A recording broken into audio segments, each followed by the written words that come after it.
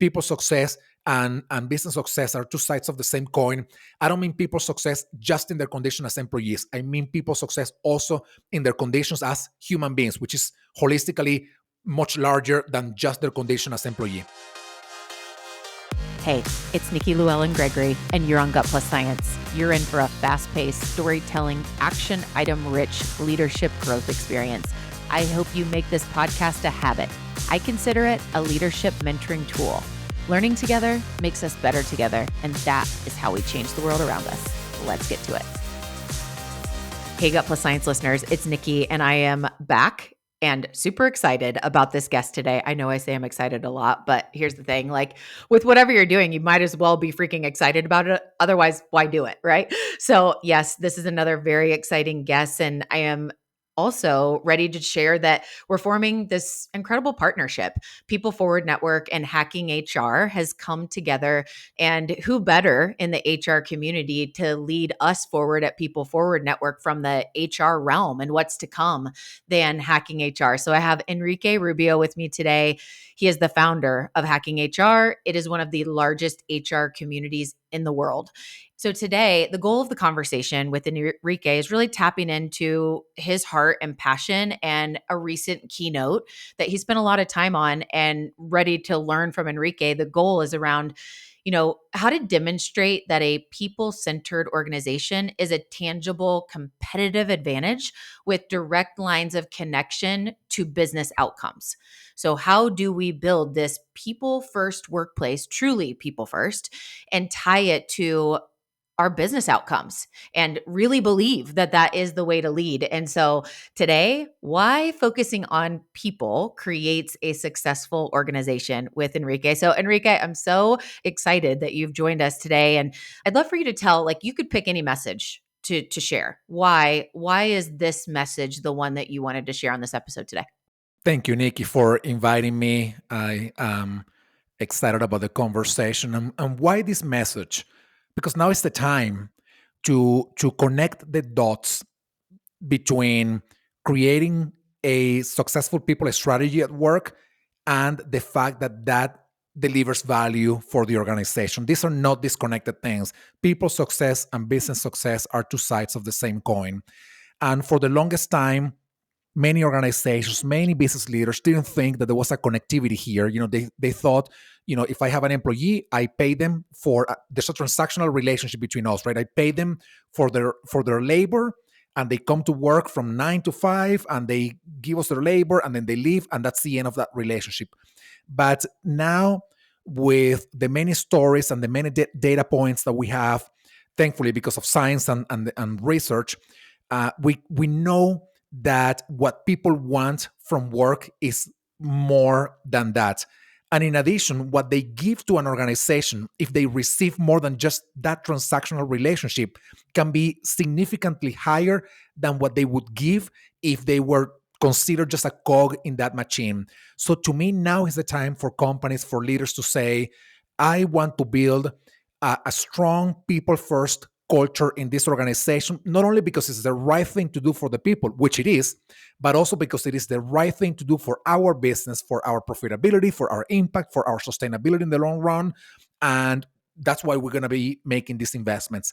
So to me, it's the time is now. The time has always been right for this, but I think the time is ripe now to say, all right, let's build a successful people strategy so that our people and our organizations can be mutually successful in the long run. I love that. And I know that we had talked before about preparing for this episode, and you're like, I just want to connect the dots. Like, I want to help them connect the dots. I'm curious, just in your experience with working with many leaders and lots of vendors in the HR space, what is that light bulb moment? Like, what was it that in some different stories of talking with leaders that they're like, got it. Okay. What is the light bulb?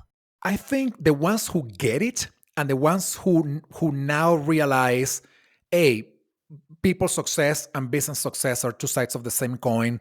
That epiphany came at the very beginning of the pandemic, when everybody was suffering, when most people were suffering, having a hard time. And the companies that did well were the companies that really care for people. And people in return invested back their talents, their time, their energy, their passion in the success of those organizations, even when we were all going through this horrifying experience of the pandemic.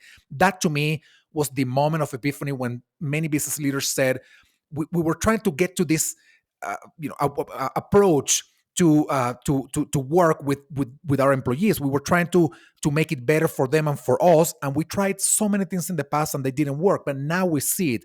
Now we see, for example, that if we care for people's mental health, that if we give them autonomy and flexibility, that if we enable them with decision making power, for example, and with the right resources, they will give back to this organization significantly more than any other strategy that we have tried in the past. So that to me, it's kind of weird to say that it happened in 2020 when this should have happened in 1990, right? But well, I mean, some things take a long time to emerge and thrive. And an idea like this, where that I'm saying, where people's success and business success are two sides of the same coin, it took a long time to arrive. But I think that moment was the pandemic. And what I am afraid of is that the energy that we had at the very beginning of the pandemic to think and create the right conditions for people to succeed and business to succeed, I think some of that energy is fading away. And I am kind of scared of that, right? Because I think we will be making the mistake of going back to the way things were before, to the same strategies that we were using before. And that really doesn't work. I mean, it didn't work before. What makes us think that it's going to work now, right? One example of that, of course, is this idea of remote work or working from the office. The fact that we're still talking about that is not just what it represents, it's the fact that we are even talking about it. That to me is the stupidest thing ever, right? It's, and I don't say this lightly, it is a stupid conversation to have, whether people work from an office or whether people work remotely. When right now, after all we went through, we should be completely over that conversation. We should be in a place where we know that giving people autonomy, control, flexibility is the way to go. That doesn't mean that they will always work from home or they will always work from the office. Give them the flexibility and the autonomy to decide what's best for them, but also what's best for the products they have to deliver for that organization. That's one example of the energy that I think may be fading away when a lot of these companies are saying, well, it's time to bring people back to the office. That will be a massive mistake that will have perhaps, removed, some of the pain and the experience that we went through with the pandemic. Yeah. And this is opening a soapbox for me that I can't keep my mouth shut on. So I'm just going to comment for a second. If only leaders could focus on results versus time spent, if we could just make that shift, let's lead towards the clarity of the focused result and what it's going to take to do that. And if you are efficient enough to do that in 3 hours with your workday, bravo, right? Like you're getting the result done. We don't need to see that you're checked in, that your lights on, that you're on, Slack or whatever. Like it's not a time monitoring thing. It's a results oriented thing. And I think that's where like leaders have to make the shift of like, you have to lead differently. And by the way, it's much more effective to focus on results versus time spent. That's just a little soapbox. I don't want to take us away. And it's phenomenal because that's what happened in year one of the pandemic, 2020, and maybe into 2021. Many of these leaders knew that they needed to continue to operate as an organization, but they couldn't bring people back into the office. Well, because not only there was a pandemic going on, but many governments around the world were pretty much mandating you can't have large groups of people in the same physical location. So they had to figure it out. They had to be innovative and creative in the way they were doing these things. When that happened, by the way, in the first couple of years of the pandemic, productivity increased, employee engagement increased, even though we were going through a pandemic. So you already have the data points telling you that it's possible to be productive, it's possible to be effective, it's possible to be engaged, meaning, once again, people side of the equation and business side of the equation. Even when we were going through the pandemic, that is possible because you were giving people that autonomy and that flexibility. Why are you going to screw that up and try to go back to models that we know don't work anymore? So I just don't get it. So that's one thing that scares me, that the fading away of the creativity and the out of the box thinking that we had to use at the very beginning of the pandemic. I still think, however, that the connection between people's success and business success is stronger, strongest than it's ever been in the past. And if we were able to really focus on those connecting lines between these two, we will be creating not only an amazing organization for people to say, I really want to work there, but we will be creating a very successful organization that will definitely outcompete their competitors in the industry and be sustainable and make a lot of money because they are focusing on business success and people success, the two together. So good. People success is business success. I love that message. And, just a quick, example of this is there are companies, COVID, no COVID, flourishing financial economy or not, that have a full talent pipeline and team always, right? There are companies out there like that. Why? Well, they have created a place where there is a line out the door of people wanting to work there because they've created this place that is attractive to meet the needs of who the people are today and how they want to work. And so sometimes it's just this reality check that, man, we can't find anybody. There's just nobody that wants to work here. Whose problem is that though? Right? Like the problem is really on us, the people at the helm. It's not everybody's lazy, nobody wants a job, right? No, no, you're not figuring out the way today to meet the people where they are today. Totally. And business outcome is my talent pipeline's full, our team is full, we are loaded.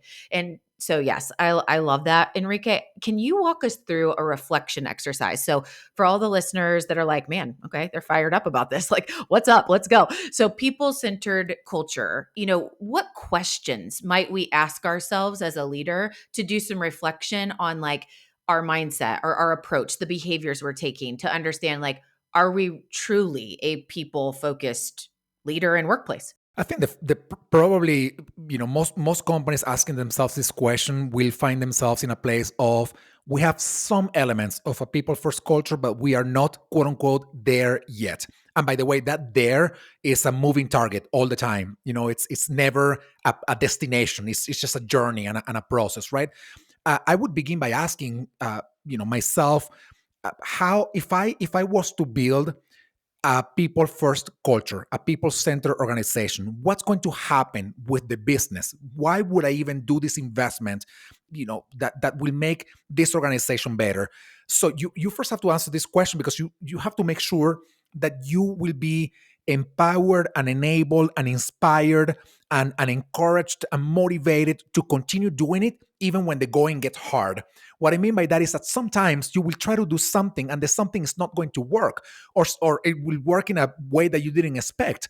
But if you keep your eyes on the prize, meaning that you have already connected the dots and if I do this for the people in turn will do this for the business. Therefore, my business will be more successful. What I go through in between here and there, I will withstand it because I know the price is bigger than this kind of like smaller little things that are happening in the journey and in between. So number one, it is making sure that you're doing it for the right reasons and that you understand what those reasons are. You know that there's a connectivity in there, that people's success is business success. And once you understand that and you connect those dots, you say, all right, now what do I do? Now, the second question that you ask yourself is, what do I do? How do I make this happen in my organization? There's no cookie cutter here, no one size fits all. There are some organizations for which, for example, talking back about remote work, there are some organizations for which remote work may not be the solution, right? So maybe they need more of a hybrid kind of company, or maybe they do need to bring people back to the office. I'm thinking about companies that do need to have their employees in the office. So if that is your case and you realize because of what we do and the company that we are, we need to have the people here in the office. The question to you is not, how do I give them autonomy to decide where to work from? Because you know that the answer to that is no, they have to work from the office. The question to you becomes, how do I create an amazing workplace experience for them so that they feel that when they come to the office, they find something that is so cool, so great, that they will still want to come here instead of quitting to go to a remote work kind of company, right? So that response will be unique to you, by the way, because maybe other companies can offer a remote work sort of like model, and maybe you can't do that, but you still need talent. You still will compete with talent, with other companies. So you have to have that clarity about what is it that you can offer people to give them an amazing workplace experience, so that they know that even if they have to come to the office, it's still going to be an amazing experience. That's just one data point, right? And that data point will connect you with, all right, we are providing an amazing experience. And in doing so, and we are a work from office kind of company, but we're providing an amazing experience. And by providing an amazing experience, given this reality that we have, we are able to create the conditions for people to be more engaged, for people to be more empowered, for people to connect, to better connect perhaps the dots between their own purpose and passion and what they do at work. Therefore, our turnover rates will be lower, our brand reputation will increase, our engagement numbers and the trust between leaders and people will be better. Therefore, productivity and performance will improve. And then you connected the dots between people success in your own reality, by the way, and business success. So it is number one, connect those dots where you want to go, the there where you want to get, and think about today what is unique to your reality and how you make sure that you can build an amazing experience for people framed within what's real for you and what's unique for your company and your industry. So good. I'm going to comment on a couple of things just in my notes of takeaways here is, people focused workplaces and people focused leaders, it's a constant journey. The target is ever moving, like you said. It's not like, okay, we've arrived, we're going to take our foot off the gas. Like you will watch everything go backwards when you do that, right? Like it's a constant and it never stops. And here's a really good check is like, are you committed? Like, are you committed to really do this? Because it's never going to stop. You're always going to be doing it. So you got to be committed. Otherwise, if you're like, man, I just don't, this is just, then get out. There's so many things you could do with your life, but trying to be a people focused leader, right? Like if that even thought of the continued journey is exhausting you just thinking about it, there's so many things to do with our lives, right? Like get out of it because it's always going to be. And then I love how you said something that made me think, you know, we have to know as leaders our why and the why, the North Star of this company and where we're going. And it has to be alive. That's the word. It's like, this is alive. Everyone knows what it is. And authentically, we're living it. It's like, it's one thing if you have this thing and you're like, yeah, we talk about it all the time, but we don't do anything. That's one of the best ways to see people out the door and to lose trust. But when you are rooted in your why, and share it so clearly, this is why this company is here and you're part, and people can all see that it's a living thing. And then one other thing that you shared is there's no shortcuts in people's strategy for workplaces. Like you can't adopt the next door neighbor company that got best workplaces. They got ranked and whatever awarded. It's like to the point of like, there are some situations where, the results and time thing we were talking about earlier, yes, focus on results always, but not everybody can then just work from home to focus on the results. Like there's equipment in places and you got to be there. So this is where it's like you have to spend time. And so much of the time is studying your people and your data and asking questions to craft the best solutions. And there's really no shortcuts. It's not like, here's what Eddie did, so I'm going to do that, right? Imagine that you are a company in, I don't know, Ohio, right? Or, Michigan, and you need software developers. And they have to work from the office, by the way. So I'm going to make it more difficult for that company. So you are in the Midwest, you have to hire people that come to the office. And in addition to that, you pay them less than what they would make in companies like Microsoft or Facebook or Google or whatever, where they can work from home and they make a lot of money. So the question is, why would any of those software engineers go to work for you and not for those other companies? And I'm not just talking about, well, because they didn't find the job in there and then we were their second or third or fourth best option, right? I am talking about why they would think, I don't want to work for Google. I don't want to work for Microsoft. I don't want to work for Facebook. I want to work for you. You will pay me less. I have to go to the office.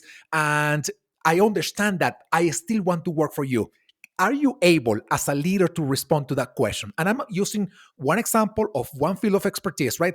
Why would anybody have you as their best option when the other options out there give them perhaps more money or more flexibility, more reputation, because well, if you work in Google, then you have a big batch of honor, right, compared to a small company that maybe nobody knows. Why would anybody have you as their best option, so, or the first option? So if you're able to respond to that question, then you are perhaps in the right path of saying, well, we don't pay as well or as much, maybe not as well. Let me reframe that. We don't pay as much as a company like Google or Microsoft could pay their people. They have to come to the office. They cannot work remotely because of the way we interact and our culture and the way we do things. But these are the other 99 things that we're offering to that person that they will not find anywhere else. So the question is, can you respond to that? Can you say what are those 99 things that people will have in mind when they choose you over the competition? And I'm just talking about, by the way, talent acquisition, right? I mean, we can talk about many other cultural elements for an organization, but I'm talking about one of the elements that is top of mind for leaders. Talent acquisition has become a real challenge for them. What are the other 99 things that make you so great, so unique, that people have you as their first option and not these other companies that everybody knows about? So, by the way, I wanted to mention before, I think it was last year, when one of the companies that I like the most, and it's very imperfect, but it's great company, Airbnb. I love Airbnb. And I remember last year or the year before, Brian Chesky, the CEO of Airbnb, saying, well, now because of our own reality and the reality of the world of work, all our jobs, people will have always the alternative to choose whether they want to work hybrid, remote, or in the office. People will choose that, not us. We're not going to choose for them. They will choose. I think it was like in the following like 10 minutes after he said this or sent this out in a letter to shareholders and the extended community, they got thousands upon thousands of applications to their jobs. And I wonder what happens with those companies that right now are saying people don't want to work because they don't apply to a job in here. What should you do? I'm not saying that you have to do the Brian Chesky move, but what should you do that can get you thousands and thousands of people applying to your jobs? So can you respond to the question in the first place? If you can't, then it's time to do some introspection work, some reflection work to find out why is it that you are not creating those conditions for people who say, I want to work in this company. That to me matters so much. And talking about how, we're tying to business outcomes here, I will say that question could be a multi-million-dollar solution. Yeah. Literally. Like, you think how quickly, like, getting the right talent and like what this does for your company, and just with what you had shared about the letter and then all the applications and everything, like, this is multi-millions of dollars from that decision and being smart to, yeah, like, we need to know, like, well, would I work here? Like, if it wasn't just my thing and I'm like, a business owner or whatever, like that's fantastic. All right. So employee experience, let's talk about this. There's many definitions and people get confused with employee engagement, employee experience. There's confusion there. They use it interchange and it's different. You have a unique term for employee experience. And what is that and how do you define it? Yeah, I actually think of it as an onion, right? Where the inner layer, the smaller layer of that onion is workplace experience, meaning how people feel and perceive everything that happens in the actual physical space of an organization. So that's workplace experience. Then there's the second layer, which is what we've been talking about for the longest time, which is employee engagement, meaning how connected, how committed they are to the actual work they have to do and to the organization. So that is employee engagement. The third layer, which is an outer layer, is employee experience, meaning not only what they feel and how connected they are to the work that they have to do and to the organization that is employing them, but how they perceive every moment that matters within in their life cycle in that organization, as long as they are an employee or in their condition of employee of that organization. The outer layer, to me, is what I and many others, by the way, call human experience. And human experience is the person as a whole and the experience that they go through in the workplace, whether physical workplace or just the work they do, and how their own personal realities and situations and experiences are also informing or steering the way they relate to work. So let me give you one example, right? If you were to consider only employee engagement. So you would ask somebody something along the lines of, how much trust do you have in your, or rate the trust in your, leader, right? Or how connected you are with perhaps, the mission and the values of this organization. And like, do you have the right tools or things like that, right? Things that pertain only to the condition of that person as an employee of that company. But if you were to ask something about their human experience at work, you will also be curious about, for example, how what they are going through in their personal lives can inform what happens, or can impact what happens in their quality or their condition as employee. For example, if you are at the beginning of COVID, the single parents who have to take care of their children at home, homeschool their children, or connect them to virtual school because we were in the pandemic, right? If you consider that person only in their condition as employee, you will be disregarding the fact that this person has to wake up early in the morning to connect their kids to school, disconnect them later, make sure that there's no safety issue going on with whatever platform you're using to connect them online. That impacts their work. Human experience is, let me take that into account. For example, if you're a leader, you could say, oh, Nikki, all our meetings when we were in the office were at 8 a.m. all the time. We would meet, team meetings were at 8 a.m. All the time. Now that we're working remotely, and now that I know this beginning of the pandemic, by the way, and this happened for so many companies, now that I know, Nikki, that you have to connect your kids to school, with using Zoom or whatever platform you're using, and you have to do that at 8 a.m. Now I have to change the time of the meeting, because it doesn't matter if we do it at 8:30, but it matters to you to be there at 8 a.m. for your kids to be connected to that class or whatever it is, right? So that is taking into account the human component and the impact of work. That to me is the outer layer, and is the next generation of what we should be caring about for people. So when I say, for example, that I mentioned before, people success and business success are two sides of the same coin. I don't mean people success just in their condition as employees. I mean people success also in their conditions as human beings, which is holistically much larger than just their condition as employee. Yeah. Oh, I am so on the same page with you. Preach, preach. I love it. We're going to have you back to continue on like a whole series. But spoiler alert, we are partnering on your revitalized new branded podcast that's going to be coming Yeah, out. humans of work. Yes. So excited about that. I'm hoping that it was okay that I said the name. I hope people get excited about it to join my new podcast, Humans of Work, coming up at the end of May. I love it. I'm so excited. And it will be living on the People Forward Network. And we are going to share that as far and loud as we can. Enrique, we could talk forever, but I'm going to ask you to wrap us up with this. And then we're going to go over to our lightning round where you get just to learn more about you, like as a whole human, maybe some new things, definitely new things that others don't know. So bring us home with this. Break down the key priorities for leaders to think about when building an excellent human experience. Okay. Like someone's like, man, I love everything he's talking about. How would I get started? What's the priority? What are those key things? So bring us home with the cheat sheet of Enrique's, like, here's the cheat sheet for you. If you focus on these, this is going to help guide the path. Yeah, well, I'll begin by saying what I said before, which is make sure that you are doing this for the right reasons, because you really believe that there's connecting lines between creating an experience where people succeed in order for the business to succeed. You gotta believe that that's true, and the only way for you to believe that that's true is if you look at data, if you look at stories, and you say, "Wow, my competitor is doing this thing, and they are doing so much better than we're doing." So you believe that that is actually true. Your second layer is, all right, what makes sense for us?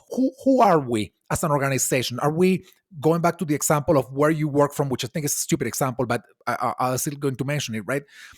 If you are a company that you have the opportunity to allow people to work from wherever they want to work, you can give them autonomy, and you're not giving them autonomy, then you have to rethink about who you are as an organization. If you want them to be in the office, and there are reasons for that to be the case, just embrace that as your own reality and say, we are a company that want people to work in the office.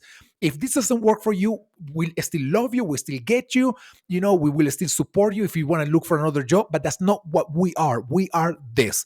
And then once you get there, believing that this is true and understanding who you are, then you start thinking, where can we start? Small, of course. I would say that if you're beginning your journey to create a people-centered organization, begin small with, no, I'm not saying quick wins.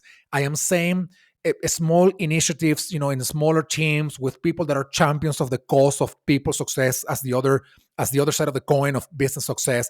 Begin small, test your assumptions, and grow from there. And this can have many different flavors. I'm not going to mention them all, but maybe you find out that there are teams where the manager of that team is a great performer but a terrible manager. You got to do something about that. You have to say, Enrique, phenomenal performer, terrible manager. We got to move this person to another team or to another role, or just let him out. Let him go from the organization. And that shows, I'm just using one specific example, but that shows your commitment to saying this person was tarnishing, the efforts that we were doing to create a people first organization, and we're taking action for this. You just have to decide what those small actions are, and just begin the journey. Oh, that's so good. And, a lot of what you just shared is an illustration of authenticity and win win. Like, we're trying to make sure that this is a win on both sides. We're not manipulating, like, the trying to hire you up. We got them. Like, it's like authentic. Like, this is really what it is. Like, we want this to be long and sustainable. Here's our North Star. We know why we're here. Why are you here? It is a equal playing field. I love how you shared that. So much more to come with Enrique. Very excited about this partnership. And Enrique, we got to move over to our lightning round. So this is some fast questions. We get to know a little bit more about you. Some of these questions, like, you could be like, I could write a book on this. So it's your job to keep it super brief, but give us what we got. And then we're going to end this with how you can connect with Enrique. So if you want to learn more about this cool personal side or any of the cool stuff and knowledge happening in his mind or hacking HR, you can do that too. All right, here we go. So we always ask favorite book of all time or favorite recent read. This one recommendation that you would share. I'll say it's at the one of the favorite books that I recently read. I read. I can't remember the name of the book, by the way, and I have it next to my bed. It's a book about all the engineering that had to be done to take humans to the moon. So it was about the first moon landing and all the science behind it and all that. And to me, one of the greatest things about the book was somebody said, "I want to do this. This is our goal." President Kennedy in 1961 said, by the end of this decade, we're going to put a man on the moon. At the time he said that, literally everybody at NASA and all these other science organizations were looking at themselves, at each other, saying, how the heck are we ever going to do something like that? We didn't even think that that was possible, and they had to figure it out. That, to me, ties to what we're talking about, right? If you believe that this is possible, if you believe that people's success and business success are two sides of the same coin, just figure it out. We don't have to have all the answers. President Kennedy in 1961 didn't have all the answers about how to get to the moon. NASA engineers took years to even design the computer that would take people to the moon. But we figured it out. We tested, we experimented, we researched how to do it, and we did it. So that, to me, that's why this book has been so amazing, just because it is about setting a goal, even if you have pretty much a million questions. Sometimes you don't even have the right questions at the beginning because you don't know how to get there. The questions will come up as you transition the journey. So that, to me, is one of my favorite books that I recently read. And it just also reiterates, as a leader, when you dream and you can paint a vision for your people, like, just for them to get behind it, like, who cares about the plan to get there and all that? You'll figure it out later. Like, what is it that you're here to do? And dream big and go. Like, I love Eminem's song, like, lose yourself. We only got one shot. Like, why not dream it and go try? So yeah. Okay, Enrique, your personal, like, quality, we're all born with these different qualities, and some of them are amazing and others we have to work on. What's the one quality that you're just wired in you and you just have to constantly be aware and work on it? I am very, very, very impatient, and that has gotten me into so many problems. With at work and my personal life as well, because I am impatient. I want things to happen quickly, and especially when I have gotten into new jobs, right? Where I think I'm hired to do something. I believe I have learned to do that something as quickly as I can. and then I want something else because then I get bored. And what happens when you're bored and you don't have that extra stimulus, right, to do something else or to keep you engaged, for example, at work, then you start getting a little creative, a little rebellious, because you want things to go faster than they actually go. And then you start making mistakes, right? And those mistakes can be, you can do something that people would not approve of, or you may do something that already somebody has already tried and it didn't work, and they are like, well, why didn't you ask us before? Or you go over the boss, and then you end up doing something that the boss was like, you didn't never told me, that you were going to do this. So anyway, I think that to me that quality is one that I have to keep on in check all the time, because I want to do things faster than their normal pace. So yeah, I got to keep that in check. Yeah. My mom could share a lot of stories about me that illustrate so much of what you just said. I'm constantly working on it too. So thank you for sharing that. Awareness is key, right? And what we do with that awareness. Okay. So I've got two popcorn questions. So you're just going to answer with one word and then one more elaborative. Okay. When you were a kid, what career did you think you would pursue as you get older? I wanted to be an astronaut. Okay. That's so cool. See why you like that book then. I And was then very, yeah, I never became that, but that's what I wanted to be very early on in my life. Yeah. that's fascinating. See, you were dreaming big from the time you were a little boy. So that's super cool. And then how about a career path that you were in prior to HR? What did you do that most people don't know? I am an electronic engineer, and to me that was a, because when I was born, Venezuela, we didn't have couldn't be astronauts in there.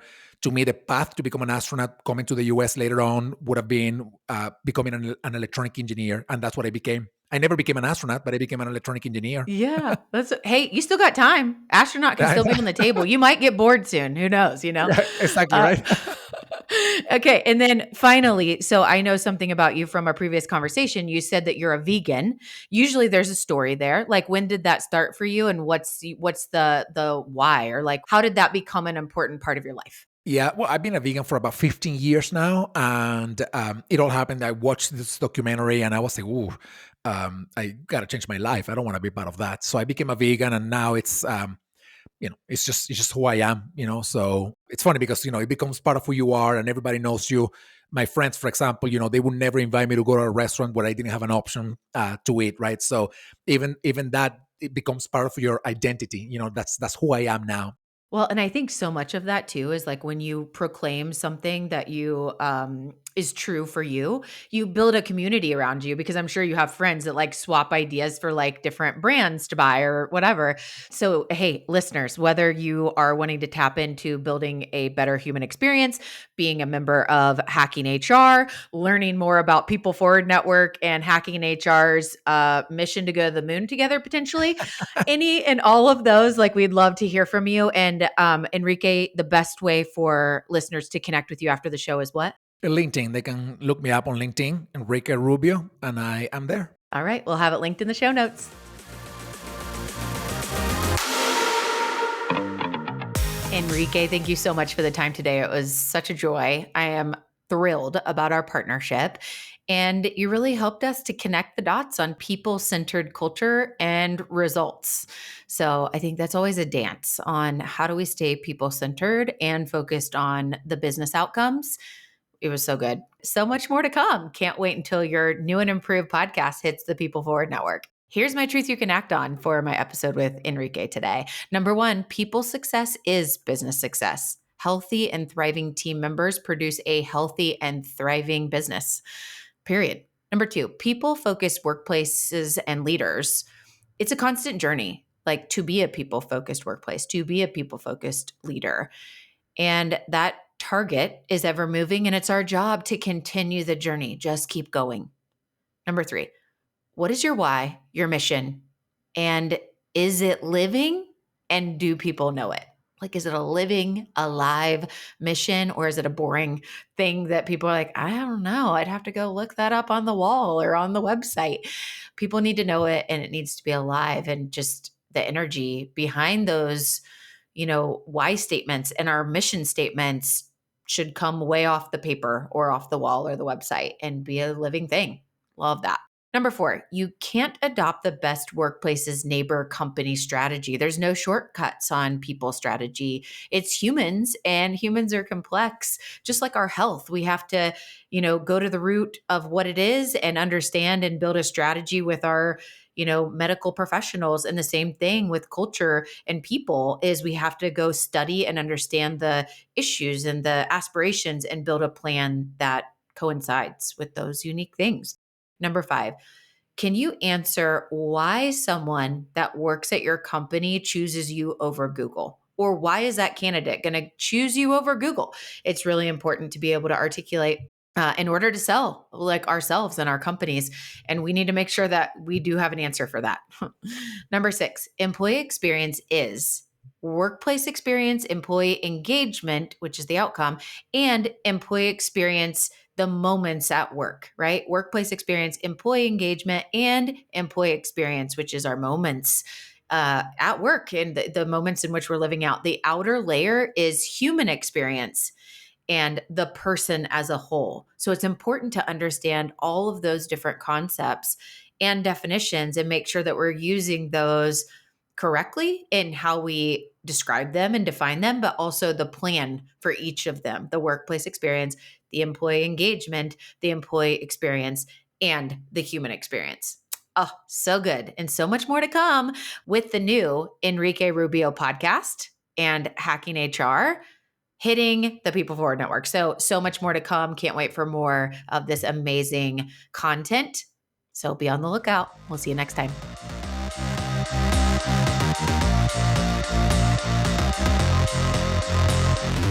We just left the world a little bit better. Now, go do something with it.